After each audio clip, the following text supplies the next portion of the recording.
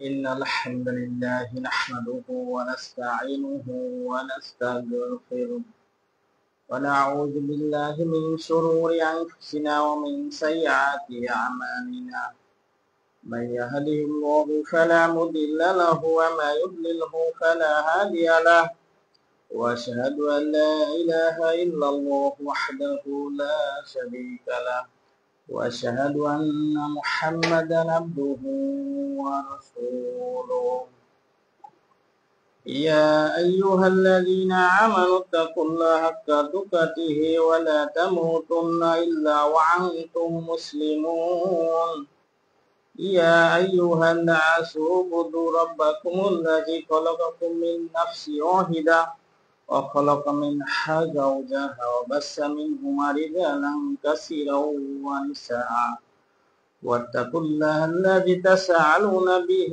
والأرحام إن الله كان عليكم رقيبا يا أيها الذين آمنوا اتقوا الله وقولوا قولا سديدا يصلح لكم أعمالكم ويغفر لكم ذنوبكم ومن يطع الله ورسوله فقد فاز فوزا عظيما أما بعد فإن خير الحديث كتاب الله وخير الهدي هدي محمد صلى الله عليه وسلم وشر الأمور محدثاتها وكل محدثة بدعة وكل بدعة ضلالة وكل ضلالة في النار فأعوذ بالله من الشيطان الرجيم بسم الله الرحمن الرحيم قل عبادي الذين أسرفوا على أنفسهم لا تقنطوا من رحمة الله إن الله يغفر الذنوب جميعا إنه هو الغفور الرحيم قال النبي صلى الله عليه وسلم الله أفرح بتوبة عبده من أحدكم سكت على بيره وقد عاد الله في أرض فلاح সর্বাগ্য প্রশংসা জানাই সেই রব্বুল আলামিনের দরবারে যিনি আমাদেরকে জুমা জামাতে একত্রিত হওয়ার তৌফিক দান করছেন। তাই সকলে বলি আলহামদুলিল্লাহ। দরুদ ও সালাম বর্ষিত হোক নবী সাল্লাল্লাহু আলাইহি সাল্লামের উপর, সকলে বলি সাল্লাল্লাহু আলাইহি ওয়াসাল্লাম। আজ আমাদের জুমা জামাতের সংক্ষিপ্ত বিষয়বস্তু, তওবা করলে পাপ ক্ষমা হয়। অনেক সময় আমাদের ভিতরে হেজিটেশন থাকে এই যে এত পাপ করেছি, আসলে ক্ষমা হবে কি? প্রথমে একটা কথা বলে না নিলেই নয়, গণহারে একটি প্রচলিত কথা আছে, বিশেষ করে এই কথাটি আমাদের মিলাদ মাহফিলে, গ্রাম্য কায়দায় যে মাহফিলগুলো হয়ে থাকে, এই মাহফিলগুলোতে এমন কিছু ভাষা প্রচলন হয় যা ইসলামে আসলে এই কথাগুলো খুবই নিন্দনীয়। এরকম এই সমস্ত জায়গা থেকে বক্তারা এই কথা বলে যে সব পাপের ক্ষমা হয় গো, কিন্তু একটা পাপের ক্ষমা হয় না। সে পাপ কি জানো? সে হচ্ছে শিরকের পাপ, কোনোদিন ক্ষমা হয় না। এই কথাটির মধ্যে অনেক কথা লুকায়িত আছে। আসলে শিরক অবস্থায় যদি মারা যায় তাহলে তার ক্ষমা হবে না, রব্বুল আলামিন তার ক্ষমা করবেন না। আর দুনিয়াতে যতক্ষণ শ্বাস আছে সে শিরক করুক, কুফর করুক, যাই করুক না কেন, রব্বুল আলামিন তাকে ক্ষমা করবেন। এটা তো আপনার ক্লিয়ার করে বলতে হবে। এই বিষয়গুলো মূলত ক্লিয়ার করার না কারণেই মানুষ হচ্ছে বিভিন্ন রকম তাল বাহানা করে বেড়ায়। অনেক পাপী দেখা যাচ্ছে যে আমার ক্ষমা হয় না, এরকম ভাবে মানুষ আসলে ধর্মের দিকে আসে না, তারা সলাৎ সিয়ামের দিকে যায় না। এত বড় পাপী। যেরকম সমাজে কিছু বিষয় ছড়িয়ে আসে, যে আসলে এই ছড়ানো বিষয়গুলো কোন রকম রদ বাতিল করা যায় না। একটা মানুষ ভুল করলেই তো তার সংশোধন বেরোয়, ভুল করলে তার সংশোধন বেরোয়। সাহাবীরা সবাই তো বেদিন হালতে ছিল, মুহাম্মদ সাল্লাল্লাহু আলাইহি ওয়াসাল্লামের সংস্পর্শে এসে সবাই দিন গ্রহণ করেছে। রাসূল সাল্লাল্লাহু আলাইহি ওয়াসাল্লামকে প্রেরণ করা হয় জাহেলিয়াতের অন্ধকার একটি জামানায়। জাহেলিয়াত মানে মূর্খতা, সব মানুষ মূর্খতার ভিতরে নিমজ্জিত ছিল। এই জায়গায় আপনার বুঝতে হবে যে সব মানুষই তো একবারে দিন পায়নি। দিন আস্তে আস্তে আস্তে আস্তে ক্রমে ক্রমে মানুষ দিন বুঝেছে, দিন ধর্ম পেয়েছে। তো এখানে রাসূলুল্লাহ সাল্লাল্লাহু আলাইহি ওয়াসাল্লামের একটা হাদিস আছে। রাসূলুল্লাহ সাল্লাল্লাহু আলাইহি ওয়াসাল্লাম বলছে, কুল্লু বানি আদম খাত্তা, প্রত্যেক আদম সন্তানই হচ্ছে ভুলকারী। তো রব্বুল আলামিন তো এই কারণে রব্বুল আলামিন এত মহান যে পাপগুলো রব্বুল আলামিন ক্ষমা করে থাকেন। সুবহানাল্লাহ। তো এই পাপ না করলে আসলে রব্বুল আলামিন ক্ষমা করবেনটা কি? কিন্তু এই পাপ মানুষকে এত ধিক্কার পর্যায়ে দেয় যে তার ভালো হওয়ার হয়ে ওঠে না। মানুষ দীর্ঘদিন সালাত পড়ে না, রমজান মাসে সালাত শুরু করলে ওরে বাবা দেখো বড় মুসল্লি এসে গিয়েছে, নাউযুবিল্লাহ। এগুলো ইসলামের পরিভাষায় নিন্দিত কথা। সেই জন্য রাসূলুল্লাহ সাল্লাল্লাহু আলাইহি ওয়াসাল্লাম হাদিসে বলেছেন, তলাবুল ইলমি ফারিদাতুন আলা কুল্লি মুসলিম, প্রত্যেকটা নর এবং নারীর উপরে দ্বীনি ইলম শিক্ষা করা ফরজ। ওই পরিমাণ দ্বীনি ইলম শিক্ষা করতে হবে যে পরিমাণ ইলম থাকলে আমি শরীয়তে চলতে পারবো, আমি চলতে পারবো, আমার সন্তান সন্ততি চলতে পারবে, আমার মেয়ে নারী এরা চলতে পারবে। ওই পরিমাণ ইলম আপনার নর এবং নারীকে শিখতেই হবে। এই যে এই সমস্ত কথার দরুন একটা ছেলে ধাক্কা খাচ্ছে, একটা মেয়ে ধাক্কা খাচ্ছে, যে বিষয়ে সে আর ওইভাবে আসতে পারতেছে না, তো এটা অবশ্যই অবশ্যই নিন্দিত একটি কাজ। এই ধরনের ভাষা ব্যবহার করা যাবে না। ওইরকম যদি হয় তাহলে তো আমরা একবারে ইসলাম ধর্মে কেউই তো ওইভাবে তাকওয়া অর্জন করতে পারিনি, একবারে কোনো ব্যক্তি বা তাকওয়াশীল হয় না। তাহলে আপনি যে ভাষা ব্যবহার করছেন যে ওর তোর আবার ক্ষমা হয় না, বাইনচোর জীবনে যা তুই অপরাধ করে দিই, তো অপরাধ তো তোর ভ্যানিশ করে ফেলবে। তো আসলে এই ধরনের ব্যাপার ইসলাম ধর্মে আছে কিনা আদৌ তো আপনার জানতে হবে। এই মর্মে সেই জন্যই আমরা পাপ ব্যক্তি হিসাবে এরকম মানুষ কোনোদিন ফেরেশতার চরিত্রে যেতে পারবে না। সেই ক্ষেত্রে আদম সন্তানের পাপ হওয়াটাই স্বাভাবিক, কিন্তু ওই পাপ ওই ভুলের উপরে থাকাটা হচ্ছে অস্বাভাবিক, কিন্তু ওই ভুল শুধরে নেওয়াটা এটা হচ্ছে স্বাভাবিক। এটা হচ্ছে স্বাভাবিক, আর ওই ভুলের উপর কায়েম থাকাটা হচ্ছে অস্বাভাবিক। তাই এই বিষয়টা আমরা আজ আলোকপাত করতে চাই যে আসলে রব্বুল আলামিন কি ধরনের ক্ষমা করতে পারেন, এবং রব্বুল আলামিন কোরআন এবং হাদিসের মাধ্যম দিয়ে এ বিষয়ে আমাদের কি দিক নির্দেশনা দিয়েছে। রব্বুল আলামিন সর্বপ্রথম কুরআনুল কারীমের 53 নম্বর সূরা জুমারের 53 নম্বর আয়াতে আল্লাহ রাব্বুল আলামিন বলছে, কুল বাইবাদিয়াল্লাযিনা আসরাফু আলা আনফুসিহিম লা তাকনাতু মির রাহমাতিল্লাহ। বলুন, হে আমার বান্দাগণ, যারা নিজেদের উপর সীমা লঙ্ঘন করেছো, মানে নিজে অনেক পাপ করে ফেলেছো, অনেক পাপ, পাহাড় সমপরিমাণ পাপ, এরকমও যদি কেউ করে ফেলে, মানুষ হত্যা, সে অসংখ্য মানুষ হত্যা করেছে, সে অসংখ্য নারীকে জিনা করেছে, ব্যভিচার করেছে, অসংখ্য টাকা লুটতরাজ করেছে, তো এটা মূলত মুখ্য নয়। রব্বুল আলামিন সেই জন্যই বলেছেন যে হে আমার বান্দাগণ, যারা নিজেদের উপর সীমা লঙ্ঘন করেছো, মানে সঠিক স্থানে রাখনি, তোমার স্থানকে সীমা লঙ্ঘনে পরিণত হয়েছে, তোমরা আল্লাহর রহমত থেকে নিরাশ হও না। সুবহানাল্লাহ। রব্বুল আলামিন আশা দিয়েছে তোমরা আমার রহমত থেকে নিরাশ হয়ে যেও না, নিরাশ হয়েও না। রব্বুল আলামিন তারপরে বলছে, ইন্নাল্লাহা ইয়াগফিরু যুনুবা জামিয়া ইন্নাহু হুয়াল গফুরুর রহিম। নিশ্চয় আল্লাহ সুবহানাহু ওয়া তাআলা সব গুনাহকে ক্ষমা করে দেন। সুবহানাল্লাহ। নিশ্চয় তিনি পরম ক্ষমাশীল, পরম দয়ালু।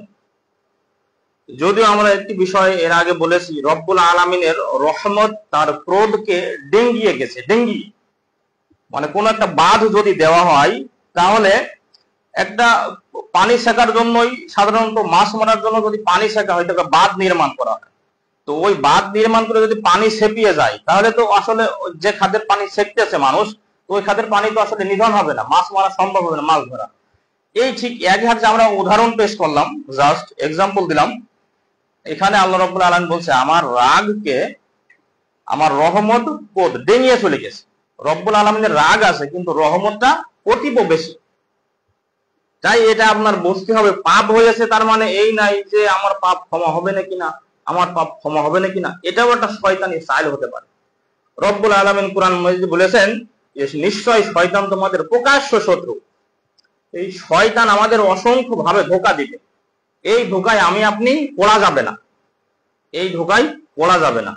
ভুল করা এটা মানুষের একটা আচরণ, তবে ভুলের উপরে কায়েম থাকা যাবে না, ভুলের উপরে কায়েম থাকা যাবে না, এই ভুলটি শুধরিয়ে নেওয়ার চেষ্টা করতে হবে। কুরআন মাজিদে সূরা তাহরিমের 8 নম্বর আয়াতে আল্লাহ রাব্বুল আলামিন বলেছে, ইয়া আইয়ুহাল্লাযীনা আমানু তুবু ইলাল্লাহি তাওবাতুন নাসুহা, হে মুমিনগণ তোমরা আল্লাহর নিকট খাঁটি তওবা করো, একদম খাঁটি খালেস অন্তর থেকে এরকম তওবা করো। রব্বুল আলামিন তুমি আমার এ পথে নিও না, রব্বুল আলামিন তুমি আমার এই সুদের ভিতরে ঢুকিও না, রব্বুল আলামিন আমার জীবন দশায় যেন মৃত্যু পর্যন্ত আমার সালাত কাজা না যায়, রব্বুল আলামিন যেন আমার দুনিয়াতে ধান্দা ফিকির করে খাওয়া না লাগে, রব্বুল আলামিন তুমি এ পথে আমার নিওই না। আর তাওবাতুন নাসুহা, খাঁটি তওবা করুন একদম ইখলাসের সঙ্গে রব্বুল আলামিনের কাছে এভাবে তওবা করুন, এটাই হচ্ছে খাঁটি তওবা। এটা বাংলাদেশে প্রখ্যাত একজন আলেম এই নাসুহাকে আবার নামের সঙ্গে আখ্যায়িত করেছেন, এটা একটা জাহালত উনি জাহির করেছেন। রব্বুল আলামিন ওনাকে রহম করুন। তাহলে আল্লাহ রাব্বুল আলামিন এখানে ইঙ্গিত দিয়েছেন যে হে ঈমানদারগণ তোমরা আল্লাহর নিকট খাঁটি তওবা করো, একদম খাঁটি খালেস অন্তরে, কলবে অন্তরে সরিষা পরিমাণ বিন্দু পরিমাণ যেন আমার কলবে বক্রতা না থাকে, নেপাকি না থাকে। এই যে আমি সলাৎ পড়ছি শুধু আল্লাহ রাব্বুল আলামিনের সন্তুষ্টের উদ্দেশ্য, সলাৎ রব্বুল আলামিন আমি জীবনে অনেক পাপ করেছি, সলাৎ ছেড়ে দিয়েছি, রব্বুল আলামিন আমি ফিরে আসলাম, তওবা করলাম তোমার রাহে, রব্বুল আলামিন আমার এই সলাৎ আমি আর কাজা দেব না, তুমি আমাকে কবুল করে নাও, এরকম ভাবে আমি আপনি তওবা করি। রব্বুল আলামিনের আসলে কুরআন মাজিদে প্রত্যেকটি মানুষ জানে যে রিজিকের মালিক হচ্ছে আল্লাহ সুবহানাহু ওয়া তাআলা। গণহারে এটা প্রচার হয়ে গেছে, গণহারে মানুষ মেনে নেয়, মানুষ এরকম গণহারে কিছু কথা প্রচলন বানিয়ে নিয়েছে, কথার বাক্য মাত্র। এরকম কথার বাক্য কিভাবে বানিয়েছে, এই যে কথার বাক্য দেখবেন যে স্টেজে মাহফিলে গেলে স্লোগান দেয় যে সব সমস্যার সমাধান দিতে পারে আল কোরআন, কিন্তু আল কোরআনের কাছে নেই, বহু দূরে, আল কোরআনের থেকেও কোন রকম সমাধান নেওয়ার চেষ্টা করতেছে না। তো মূলত এই ভাষাগুলো আপনি বলছেন মুখে, আসলে এটা আপনার আন্তরিক ভাবে আপনি মেনে নেন, আন্তরিক ভাবে বলার চেষ্টা করেন এবং কোরআন হাদিসের উপরে এরকম বিশ্বাস করেন যে রব্বুল আলামিন তো কোরআন মাজিদে একদম প্রথমের দিকে বলেছেন যালিকাল কিতাব, এই কিতাব এমন কিতাব যে নিঃসন্দেহে মেনে নেওয়া যায়, একদম একচিত্তে মেনে নেওয়া যায়, যা আব্বাকেও মেনে নেওয়া যায় না একচিত্ত ভাবে, দুনিয়ার কোন মানুষকে একচিত্ত ভাবে মেনে নেওয়া যায়, কিন্তু রব্বুল আলামিনের কোরআন মাজিদকে একচিত্ত ভাবে মেনে নেওয়া যায়। দুনিয়া একটা জিনিস ধোঁকা দেবে না, সেটা হচ্ছে কোরআন মাজিদ। আর সেখানে আমরা আসলে কথার বাক্যে শুধু স্লোগান বানিয়ে নিয়েছি, কিন্তু কাজের কাজ আমাদের হচ্ছে না। সব সমস্যার সমাধান দিতে পারে আল কোরআন, দিতে পারে আল কোরআন। আপনি এই সমস্যা এখান থেকে নেন, এখান থেকে নিশ্চয় রব্বুল আলামিন সমাধান দেবে। এ বিষয়ে আমরা তো প্রায় বলে থাকি, এটা মুখ্য আমাদের দাওয়াতি কাজ। রব্বুল আলামিন যেহেতু কোরআন মাজিদ দিয়েছেন এবং রোগ বালা মুসিবতের এখান থেকে পরিত্রাণও রেখেছেন, রব্বুল আলামিন সূরা ইসরাতে বলতে নাহনু নাজিলু ফীহিল কুরআন মা হুয়া শিফা, রব্বুল আলামিন এই কোরআন মাজিদ রোগ আরোগ্যর শেফা, আরোগ্য হিসাবে শেফা হিসাবে রেখেছেন এই কোরআন মাজিদ। এখানে সব সমস্যার সমাধান হবে। সেই আন্তরিক ভাবে, এই আন্তরিক দৃষ্টিকোণ অনুপাতে, এই অন্তর দিয়ে অনুধাবন করেন এবং তাওবাতুন নাসুহা, খালেস একদম একনিষ্ঠ ভাবে আল্লাহকে বলুন যে রব্বুল আলামিন আমি হালাল রিজিক খেয়ে দুনিয়া ভক্ষণ করতে চাই, দুনিয়া যাপন করতে চাই, তুমি হারামের ভিতর আর নিও না। এ কথা আমি আপনি স্লোগান হিসাবে না বানিয়ে মুখ্য হৃদয় দিয়ে বোঝার চেষ্টা করব যে রব্বুল আলামিন রিজিকের মালিক, যেহেতু তুমি, তো রিজিকের নিশ্চয় ব্যবস্থা হবে, আমি তোমার উপরে হাওলা করলাম। আপনি এই বিশ্বাসে থেকে থাকেন, ইনশাআল্লাহ রিজিক আপনার অবশ্যই হবে। এবং এ ব্যাপারে তো কোরআন মাজিদের অসংখ্য আয়াত আছে। রব্বুল আলামিন, আমার আপনার কাজ শুধু রব্বুল আলামিনকে ভয় করা, রব্বুল আলামিন দুনিয়ায় যে কোনো ব্যবস্থা আপনার জন্য করবেন, সুবহানাল্লাহ।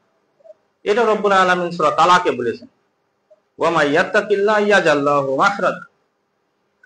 আমার কাজ রব্বুল আলামিন বলেছেন যে মানুষের কাজ শুধু ভয় করা, আল্লাহকে ভয় করবে, রব্বুল আলামিন দুনিয়াতে তার ব্যবস্থা করবেন ইনশাআল্লাহ। আন আবি হুরায়রা রাদিয়াল্লাহু আনহু قال ক্বালা নবী সাল্লাল্লাহু আলাইহি ওয়াসাল্লাম লাল্লাহু আফরাহু বিতাওবাতি আবদিহি মিন আহাদিকুম সাকাতা আলা বাইরিহি ওয়াকাদ আদাল্লা ফি আরদিন ফালা। আবু হুরায়রা রাদিয়াল্লাহু আনহু বলছেন, রাসূলুল্লাহ সাল্লাল্লাহু আলাইহি ওয়াসাল্লাম ইরশাদ করেছেন, আল্লাহ সুবহানাহু ওয়া তাআলা তার বান্দার তওবা এতটাই খুশি হন, বান্দা যদি তওবা করে রব্বুল আলামিন খুব খুশি হন। খুব খুশি হন তো এতটাই খুশি হন যে যতটা খুশি হওয়া যায়, মানে ওই একটি ব্যাপারে যতটা খুশি হওয়া যায়, মানে ওর উপরে আর নাই, চূড়ান্ত মাকামে চলে গেছে খুশির ধাপটা। রব্বুল আলামিন কোন ফিরে থাকা বান্দা, কোন ভুল বোঝা বান্দা যখন ফিরে আসে রব্বুল আলামিনের কাছে তওবা করে, রব্বুল আলামিন এভাবে খুশি হয়ে যান ব্যক্তির উপরে। সুবহানাল্লাহ। এবং এর উদ্ধৃতি হিসাবে এই হাদিসে উদ্ধৃতি একটি আলাদা উদ্ধৃতি এসেছে, বাইরিহি ওয়াকাদ আদাল্লাহি ফি আরদিন ফালাহ। যখন কেউ মরুভূমিতে হারিয়ে যাওয়া উটকে ফিরে পায়, এটা একটা প্রসিদ্ধ ঘটনা, আপনারা জানেন। ব্যক্তি মাল সামানা নিয়ে যখন সফর করেছেন, এই মাল সামানা নিয়ে সফর করেছেন, তো দীর্ঘ সফরের ক্লান্তির পরে তার একটু বিশ্রামের প্রয়োজন। তো বিশ্রামের জন্য সে একটু মরু এলাকায় একটি হয়তো বা একটি গাছের ছায়ায় সে আশ্রয় গ্রহণ করেছেন। তো একটু আশ্রয়, সে দীর্ঘ ক্লান্তির পর যখন আশ্রয় নিয়েছেন, তার ক্লান্তির কারণে তার চোখ বুঝে গেছে, মানে ঘুম এসে গেছে। ঘুম থেকে হঠাৎ কিছুক্ষণ পর জাগ্রত হয়ে দেখে যে আমার উটটা আর নেই। তো এই উট আর যখন আর নেই, তখন দেখেছে যে এই মরু অঞ্চলে সাধারণ একটি যে বালু আসে পানির মতো দেখা যায় যখন রৌদ্র হয়। তো যেদিকেই তাকাবেন মরু অঞ্চলে এরকম উটে খুব ভালো পথ চেনে, সেই জন্য মরু অঞ্চলে মানুষ উট ব্যবহার করে। যেদিকেই তাকাবেন মনে হবে যে এই পথ দিয়ে মনে হয় আসলাম, যেদিকেই তাকাবেন মনে হবে যে এই পথ দিয়ে মনে হয় আসলাম, এই পথে আমার বের হওয়ার রাস্তা, কিন্তু যাবেন পথ হারিয়ে যাবেন, ওই পথ আসলে নাই। সেই জন্য উট ব্যবহার করা হয় সেই সময় থেকেই। তো এই উট হারানো উট ওই ব্যক্তি যখন হারিয়ে ফেলেছে, তখন সে দেখছে যে আমার আসলে মৃত্যু ছাড়া আর কোনো কিছু ব্যবস্থা নেই। তখন এই উট ছাড়া এই মরু থেকে আমি কিভাবে বেরোবো? এই মরু অঞ্চল থেকে আমার তো বেরোনোর কোনো পথ নেই। তখন সে আবার ক্লান্তি শেষ করে সে আবার একটা চোখ বুজে গেছে, নিদ্রায় গেছে। তখন চোখ মিলে দেখে যে তার উট তার সামনে হাজির। সুবহানাল্লাহি ওয়া বিহামদিহি। তখন ওই উটির লেগামটা ধরে দিয়ে সে ওই কথা ভুল কথা বলেছিল যে রব্বুল আলামিন তুমি আমার বান্দা আর আমি তোমার রব। নাউযুবিল্লাহ। কিন্তু এই হাদিসে মানে এই ভাষাকে রব্বুল আলামিন ধরেননি, মানে মুখ দিয়ে খুশির চোদনে এই উল্টো কথা বেরিয়ে গিয়েছে। ও বলবে যে রব্বুল আলামিন আমি তোমার গোলাম আর তুমি আমার রব, যে তুমি আমার হারানো উটকে ফিরিয়ে দিয়েছো এই মরু অঞ্চলে, এভাবে। কিন্তু ওই খুশির অবস্থাতে এরকম ভাষা বেরিয়ে গিয়েছে। এই একই ভাবে দেখেন রব্বুল আলামিন বলছে যে আমি এই ধরনের খুশি হই যে তার উপরে আর কোনো মাকাম নাই। এই ধরনের খুশি হয় ব্যক্তি যখন তওবা করে। কিন্তু আমাদের এই তওবা আসলে ওইভাবে করা হয় না, বা তওবা আপনি খালেস অন্তর দিয়ে করা হয় না। ভাই 2 রাকাত সালাত পড়ে বসেন, 2 রাকাত সালাত দাখিল মসজিদ পড়ে বসেন। তাহলে আমরা খালেস অন্তরে তওবা করার চেষ্টা করব, যে অন্তরাত্মা নিয়ে, যেহেতু আমাদের এই ধরনের বিশ্বাস ধারণ করব রিজিকের মালিক আল্লাহ, আমরা হারামে যাব না, রব্বুল আলামিন নিশ্চয় ব্যবস্থা করবেন। আমরা এই বিশ্বাসে থাকবো ইনশাআল্লাহ। عن عبد الله بن مسعود رضي الله عنه قال النبي صلى الله عليه وسلم التائب من الذنب كمن لا ذنب له। আব্দুল্লাহ ইবনে মাসউদ রাদিয়াল্লাহু আনহু বলছেন, আল্লাহর রাসূল সাল্লাল্লাহু আলাইহি ওয়াসাল্লাম ইরশাদ করেছেন, যে ব্যক্তি পাপ থেকে তওবা করে সে এমন ব্যক্তি যেন তার কোনো পাপই ছিল না। সুবহানাল্লাহ। অনেক পাপ করেছে, অনেক পাপ, কিন্তু ব্যক্তি যদি তওবা করে, খালেস অন্তর নিয়ে যদি তওবা করে, তো ব্যক্তি এরকম পরিশুদ্ধ হয়ে গিয়েছে তার জীবনে কোনো পাপই আর নাই। সুবহানাল্লাহ। এটাই হচ্ছে হাদিসের মর্ম কথা। তো আসলে আমরা এইভাবে যদি তওবা করতে পারি তাহলে আলহামদুলিল্লাহ আমাদের আর পাপ থাকবে না। তার মানে ওই পাপ নিয়ে আপনার আর চিন্তা নেই, সেগুলো তখন আপনি নেকের কাজগুলো সুন্দরভাবে করতে পারবেন। যদি আপনার টেনশন দূর হয়ে যায় তাহলে তো আপনার মনে একটা আনন্দিত ভাব থাকবে। ইসলাম ধর্ম, যদিও এই হাদিসের পরিপ্রেক্ষিতে আরেকটি হাদিস আছে, আমরা বলবো ইনশাআল্লাহ যদি সময় অনুকূলে হয়। এখন এই ব্যাপারে সলফে সালেহিন কি বুঝ নিয়েছেন, কিভাবে ইনারা জীবন যাপন করেছেন, বা এই তওবা ইস্তেগফার ক্ষমা রব্বুল আলামিনের কাছে কিভাবে চেয়েছেন। আমরা একটু বলি। তাওবাতুল আবদ তারকুম জাম ওয়া নামাযা আলা মাকাম ওয়া আজমু আলা ইয়াউদ। একজন বান্দার তওবা হলো পাপ ত্যাগ করা। তওবাটা মূলত হলো পাপকে ছেড়ে আসা, ওই পাপে আর যাব না। এটাই তো মুখ্য তওবার একটি অংশ, মানে মুখ্য পাঠ তওবার আছে এটা। সেজন্য সলফে সালেহিনের বিদ্যান বলছে একজন বান্দার তওবা হলো পাপ ত্যাগ করা। তওবা মানে ওই খারাপ কাজে আমি আর যাব না।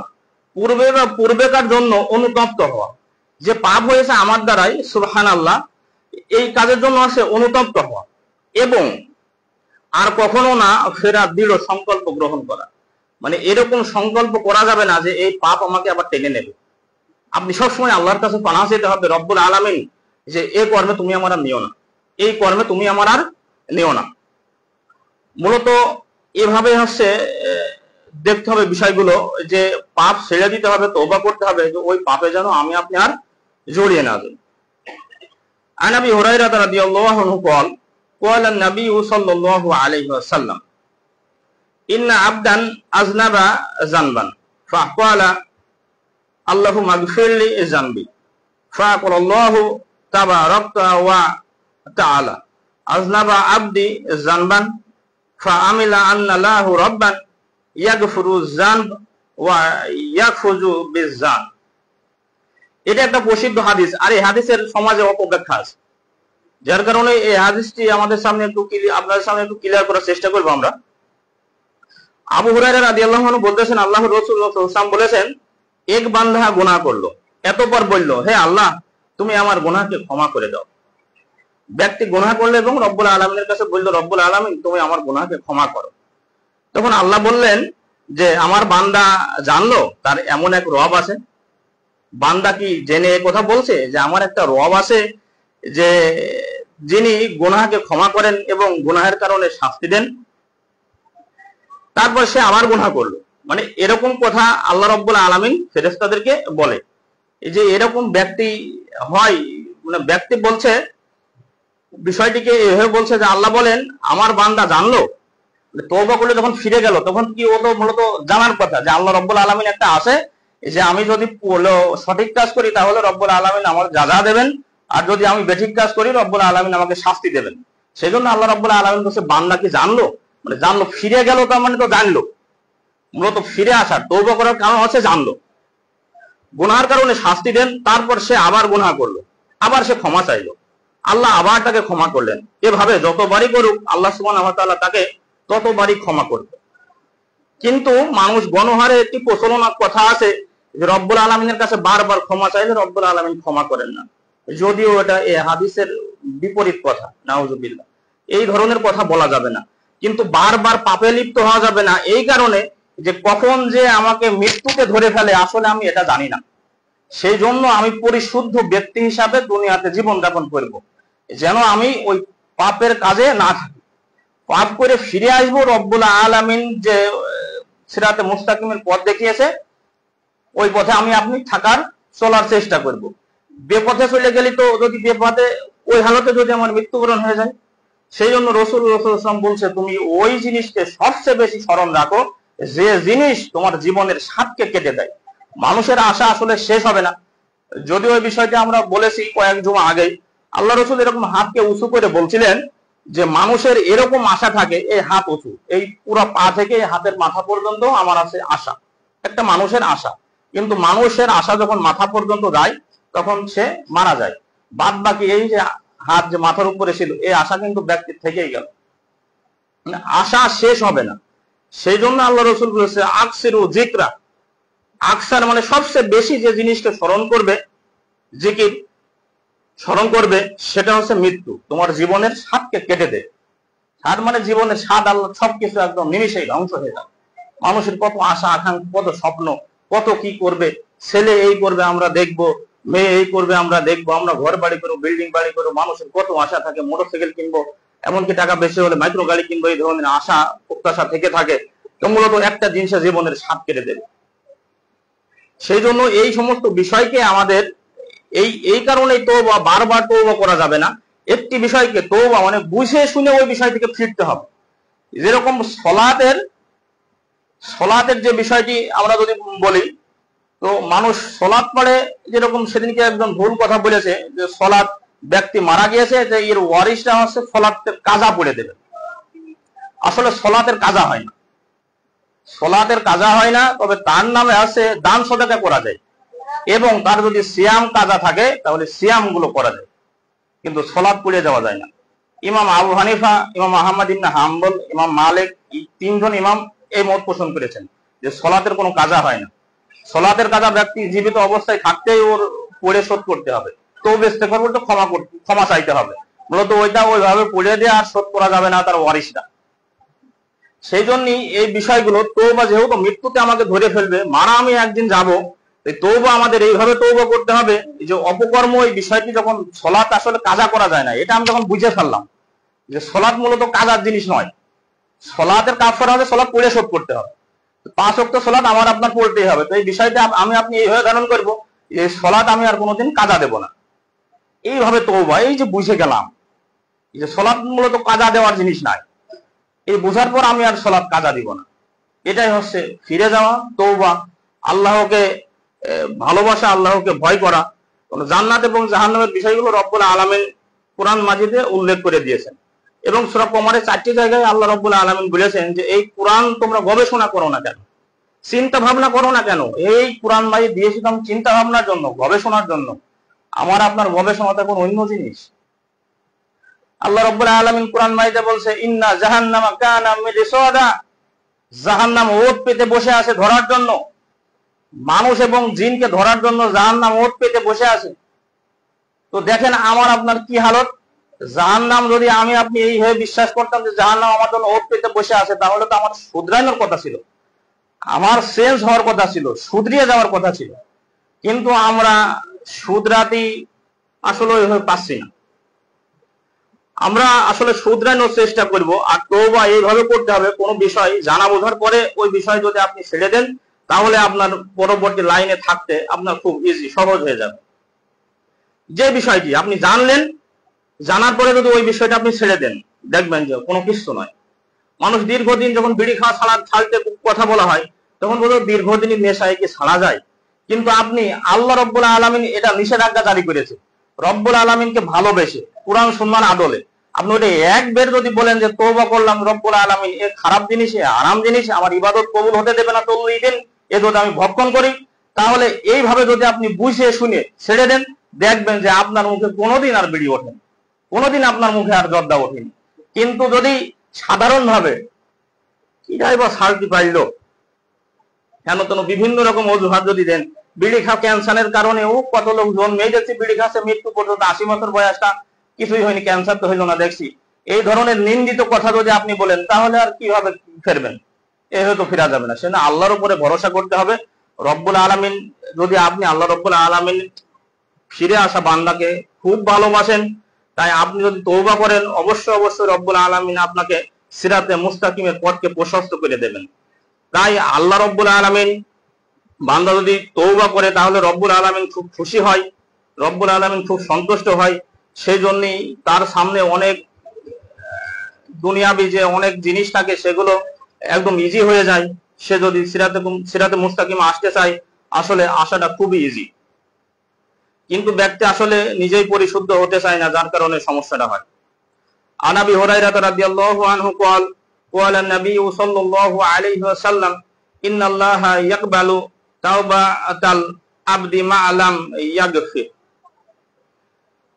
ইউ গার্গির আবু হুরায়রা রাদিয়াল্লাহু আনহু বলতেছেন, আল্লাহর রাসূল সাল্লাল্লাহু আলাইহি ওয়াসাল্লাম ইরশাদ করেছেন, আল্লাহ সুবহানাহু ওয়া তাআলা বান্দার তওবা কবুল করেন যতক্ষণ না তার গলার কাছে মৃত্যুর সময়, মানে গলার কাছে রূহটা চলে এসেছে, যতক্ষণ পর্যন্ত এরকম ভাব ব্যক্তির না হয়েছে, ততক্ষণ পর্যন্ত রব্বুল আলামিন তার তওবাকে গ্রহণ করেন। আমি মুরব্বী হয়ে গিয়েছি, 50 বয়স 60 বছর হয়ে গিয়েছে, এখন আমার পাপ ক্ষমা হবে কিনা, আমার এরকম চিন্তা ভাবনা, আসলে এরকম চিন্তা ভাবনা আমার আপনার দরকার নাই। রব্বুল আলামিন ক্ষমা করতে পারেন, রব্বুল আলামিনের আপনি এই বিশ্বাসই রাখেন যে আমি জীবনে যত পাপই করেছি না কেন, রব্বুল আলামিনের কাছে ক্ষমা চাইলে রব্বুল আলামিন তা ক্ষমা করতে পারেন। রব্বুল আলামিন আজিজ, পরাক্রমশালী, দুনিয়াতে কোনো কিছুকেই তিনি পরোয়া করেন না। রব্বুল আলামিন ক্ষমা করা তার জন্য একদম ইজি। রব্বুল আলামিন এই কাজগুলো করে থাকেন। রব্বুল আলামিনের দয়া রহমতের জন্য রব্বুল আলামিনের অসংখ্য নাম রয়েছে। সেজন্য রব্বুল আলামিন পাপের দিকে তাকান না, আপনি তওবা করছেন, ফিরে আসছেন, রব্বুল আলামিন এদিকে তাকান, আপনাকে আমাকে ক্ষমা করবেন ইনশাআল্লাহ। আমি আপনি এইভাবে ফিরে আসার চেষ্টা করব। আর মৃত্যুর সময় যখন রূহ গলার কাছে চলে আসে, শুধু তখন তওবা গ্রহণ হবে না, আর তার বাদ বাকি সময়ে তওবা করব। তো এই ক্ষেত্রে এই হাদিসের অপব্যাখ্যা অনেক যুবক ছেলে এই কথা বলে যে যখন আপনি সলাতের দাওয়াত দেবেন যে চলো সলাতে যাই, তখন বলবে দাঁড়ান আপনাদের মতো হয়ে নি, মানে মুরব্বিত্ব হয়ে নি, এই কথা বলে। এটা খুবই নিন্দিত কথা। শয়তান মনে হচ্ছে ওই যুবকের মুক্তি ভাড়া নিয়েছে। এই কর্ম আমি আপনি কেন বলবো? আপনি কিভাবে বুঝলেন যে আপনার সময় আছে? যুবক ভাই, হাজারো যুবক চলে যাচ্ছে না? ওই যে ঢাকাতে দেখলেন না একটা প্লেন বাস হয়ে গেল, যুবক মানুষ, একদম যুবক মানুষ, ওর স্বপ্নতেই ছিল না, ওর আশাতেই ছিল না যে আমি এভাবে মারা যাব। সদ্যমাত্র ট্রেনিং শেষ করতেছে, মারা গেছে, যুবক মানুষ। তো আমি আপনি এখানে যে যুবক আছি, আমরা কি বলতে পারবো যে আমি না এখনো 20 বছর বাঁচবো? নেই। আপনি আজকেই তওবা করেন যে সলাৎ কোনো কাজা দেওয়ার জিনিস নয়, সলাৎ 5 ওয়াক্ত সলাৎ পড়তেই হবে। এইভাবে তওবা করুন যে আমি খারাপ কাজে যাব না, আমি 5 ওয়াক্ত সলাৎ পড়বো জামাআতের সাথে। আপনার অবস্থা পরিবর্তন হবে, আপনার মানসিক অবস্থা পরিবর্তন হয়ে যাবে। কিন্তু আপনি এভাবে যদি খালেস অন্তরে তওবা না করেন, তাহলে তো আপনার আসলে ফিরে আসা সম্ভব হবে না। আর আপনি ওই যে শয়তানের প্রলোভনে যদি পড়েন, তাহলে তো হবে না। সেই জন্যই আমি বারবার একটি কথা বলি যে যে বিষয় আপনার জানা নেই, ওই বিষয়টি যার জানা আছে আপনি তার অবশ্যই শরণাপন্ন হবেন, কারণ ওই বিষয়ের দিশা দিতে পারবে। আমি আপনি যে দুনিয়া চলি, আমার সে এই দুনিয়া চালচলনের ক্ষেত্রে আমার যারা উপরে মুরব্বী আছে, নিশ্চয়ই এরা দুনিয়ার হাল হাকিকত ভালো জানেন। সেজন্য ওনারা যে বয়সটা পার করে এসেছে, যুবক মানুষ এখন ওই বয়সে পদার্পণ করেছে, তো নিশ্চয়ই এই মুরব্বী মানুষ জানে যে আসলে ওখানে কিছু নেই। যুবক মানুষ বসে, একদম বসে নিরিবিলি বিভিন্ন রকম খেলার মাধ্যম দিয়ে সময় একদম কাটিয়ে ফেলে দেয়। অথচ ওই সময়টি একটা মুরব্বীর কাছে যদি দেওয়া হয়, তাহলে সে জিকির, আজগার, সলাতের মাধ্যম দিয়ে কাটাতে পারে। কিন্তু এই মুরব্বী ওই বয়সে যেতে পারবে না, যুবক এই হালত ধরতে পারছে না। মূলত আল্লাহ রাব্বুল আলামিনের কাছে এই যুবক কাল সবচেয়ে শ্রেষ্ঠ কাল, সুন্দরতম সময় হচ্ছে যুবক কাল। এই যুবক কাল আসলে যেহেতু মুরব্বী মানুষ ডেঙ্গিয়ে এসেছে, বুঝতে পারছে যে আসলে ওই সময়ের মূল্যটা কত। তো আপনাদের সামনে আমরা বার্তা দিচ্ছি যে যুবককালে আসলে আপনি ইবাদতে মাশগুল হন, তাকওয়াশীল একজন বান্দা হিসাবে আখ্যায়িত হন। তওবা ইস্তেগফার পড়ে ঘুরে আসুন। রব্বুল আলামিন যেদিকে ইঙ্গিত করেছে হালাল এবং হারামের ব্যাপারে, হারামকে ছেড়ে দেন, হালালকে ধরেন, সিরাতে মুস্তাকিমের পথ খোঁজেন, ইনশাআল্লাহ পথ পাওয়া যাবে। আল্লাহ রাব্বুল আলামিন আমাদেরকে রহম করুন। ইবনে কাসির রাহিমাহুল্লাহ একটি বিষয় উল্লেখ করেছেন এ ব্যাপারে, মান আজনাবা জানবান ফি সিত্তি লিল্লাহি ফাআতুব ইল্লা লাফ ফাইন্নাল্লাহা ইয়াগফিরুল যুনুবা জামিয়া। যে ব্যক্তি আল্লাহর পর্দার অন্তরালে গোপনে গুনাহ করেছে, সে যেন আল্লাহর কাছে তওবা করে, নিশ্চয় আল্লাহ সুবহানাহু ওয়া তাআলা সমস্ত গুনাহকে ক্ষমা করে দেন। সুবহানাল্লাহ। এর মর্ম কথা হচ্ছে এই যে ইবনে কাসির এই বিষয়টি উল্লেখ করতে বলছেন যে পর্দার অন্তরালে, মানে অনেক পাপ আছে যা আমরা গোপনে করে থাকি। এমন মানুষ আছে যে কেউ দেখতেছে না, কলমের এক খোঁচাই 2 লাখ শেষ। এরকম ব্যক্তি আছে যে সুযোগ আমার একদম ইজি সময়, এমন সূক্ষ্ম সুযোগ এসেছে যে একজন আমার কাছে আমানত দিয়েছে, গণনা বাদেই 20-50 হাজার টাকা ওখান থেকে সরিয়ে নিয়েছে, একদম ইজি, গোপনে পাপ। এই গোপন পাপ আমার আপনার দ্বারাই যদি হয়ে যায়, এই গোপন পাপ গোপনেই রব্বুল আলামিন ক্ষমা করার এখতিয়ার দিয়েছেন যে আমি ক্ষমা করে দেব। এই গোপন পাপ নিয়েও আমার আপনার হেজিটেশনের দরকার নেই যে এ পাপ আবার ক্ষমা হয় নাকি। সব পাপ ক্ষমা হয় দুনিয়াতে যতক্ষণ আপনার শ্বাস চলতেছে। ছোট মৃত্যুর বড়বড়া যেখানে গলার কাছে যদি রূহ চলে আসে, তখন আর ক্ষমা হবে না। এই বিষয়টি আপনি মাথায় রেখে আমার আপনার যত ভুলই হোক না কেন, আল্লাহ রব্বুল আলামিনের কাছে ক্ষমা চান, রব্বুল আলামিন ক্ষমা করবেন ইনশাআল্লাহ। عن ابي هريره رضي الله عنه قال قال النبي صلى الله عليه وسلم اني لا استغفر الله في اليوم اكثر من 70 مره আবু হুরায়রা রাদিয়াল্লাহু আনহু বলতেছেন, নিশ্চয় আমি প্রতিদিন আল্লাহর কাছে 70 বারেরও বেশি ইস্তেগফার তথা তওবা করেন। সাহাবীদের কি মর্ম কথা দেখেন, এবং আল্লাহ রসুল এ ব্যাপারে আল্লাহ রসুল 70 বারের থেকে 100 বার পর্যন্ত তওবা ইস্তেগফার করতেন। তো যারা আসলে জমিনের শ্রেষ্ঠ মানুষ হিসাবে আখ্যায়িত হয়েছেন, রাসূলুল্লাহ আগে পরে কোনো গুনাহ নেই, এই সাহাবীদের সত্যায়ন করেছে রাসূলুল্লাহ খয়রুল কুরুন, স্বর্ণের মানুষে পরিণত হয়েছে।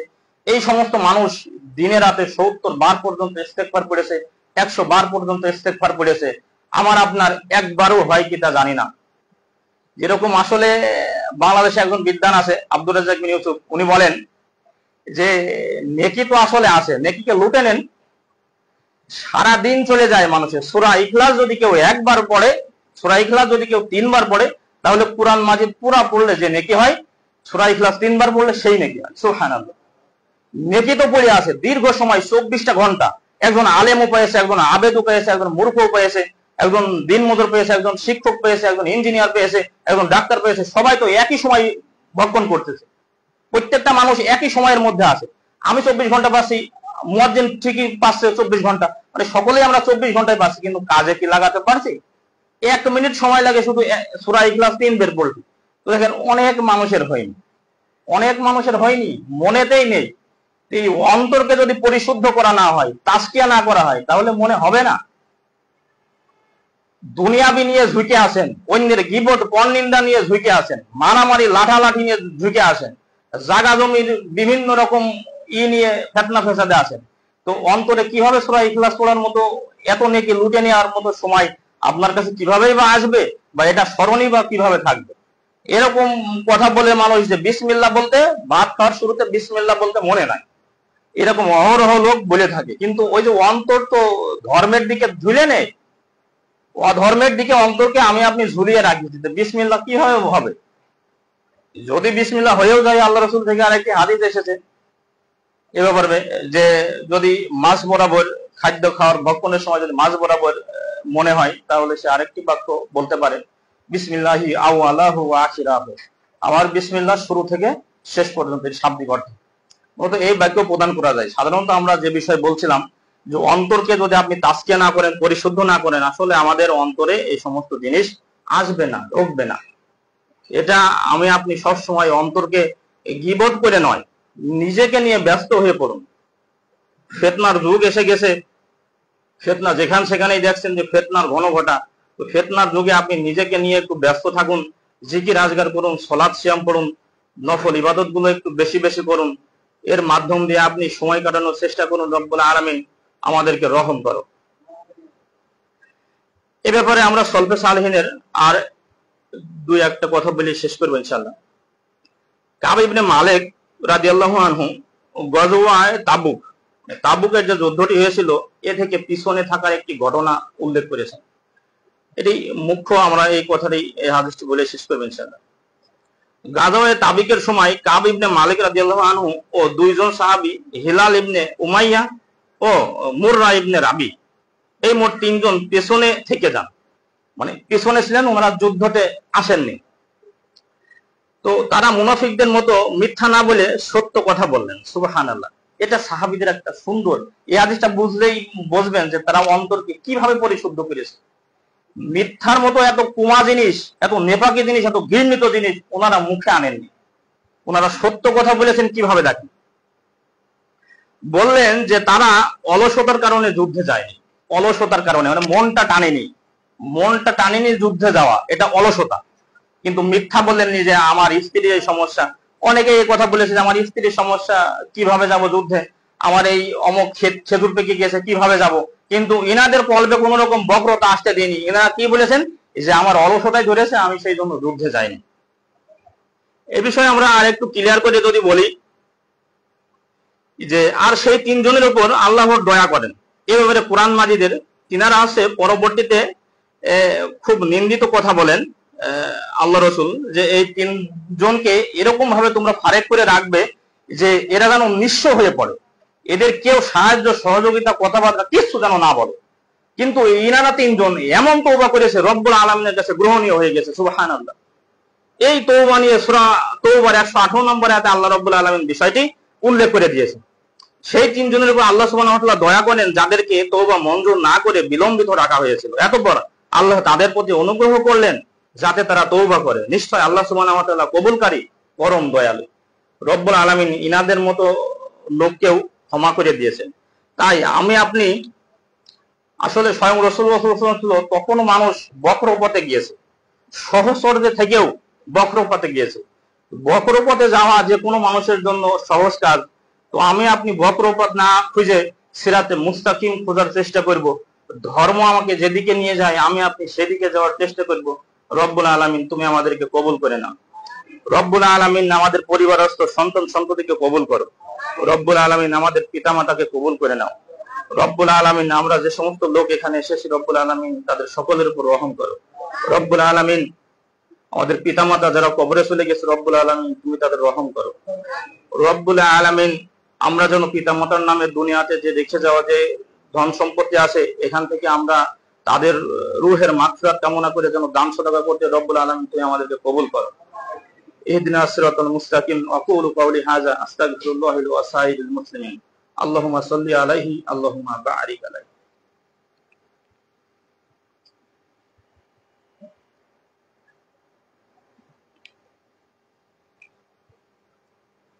আলহামদুলিল্লাহি ওয়াহদা ওয়াসসালাতু ওয়াসসালামু আলা মান লা নাবিয়্যা বা'দা। আম্মা বা'দু ফাআউযু বিল্লাহি মিনাশ শাইতানির রাজিম। বিসমিল্লাহির রাহমানির রাহিম। ইয়া আইয়ুহাল্লাযীনা আমানু সাল্লু আলাইহি সাল্লিমু তাসলিমা। আল্লাহুম্মা সাল্লি আলা মুহাম্মাদ ওয়া আলা আলি মুহাম্মাদ কামা সাল্লাইতা আলা ইব্রাহিম ওয়া আলা আলি ইব্রাহিম ইন্নাকা হামিদুম মাজিদ। আল্লাহুম্মা বারিক আলা মুহাম্মাদ ওয়া আলা আলি মুহাম্মাদ كما باركت على إبراهيم وعلى آل إبراهيم إنك حميد مجيد. والذين يقولون ربنا هب لنا من أزواجنا وذريتنا قرة أعين واجعلنا للمتقين إماما. ربنا لا تزغ قلوبنا بعد إذ هديتنا وهب لنا من لدنك رحمة إنك أنت الوهاب. ربنا آتنا في الدنيا حسنة وفي الآخرة حسنة وقنا عذاب النار. سبحان ربك رب العزة عما يصفون وسلام على المرسلين والحمد لله رب العالمين. إياكم للصلاة.